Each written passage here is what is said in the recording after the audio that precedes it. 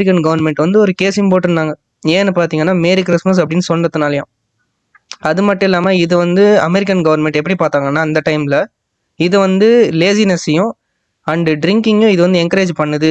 அதனால இதை நம்ம பேன் பண்ணிடலாம் அப்படின்னு பண்ணிட்டாங்க. சேம் அமெரிக்கன் கவர்மெண்ட் 1681 இது வந்து மறுபடியும் நார்மலைஸ் பண்ணிட்டாங்க. ஸோ பேன் பண்ணப்பட்ட கிறிஸ்மஸ் வந்து இப்போ மறுபடியும் நார்மலைஸ் ஆயிடுச்சு. அதுவும் இந்த புரிட்டன்ஸ் அப்படின்ற மக்கள் கிட்ட மட்டும்தான் பேன்ல இருந்துச்சு, நாட் நேஷனல் வைடு.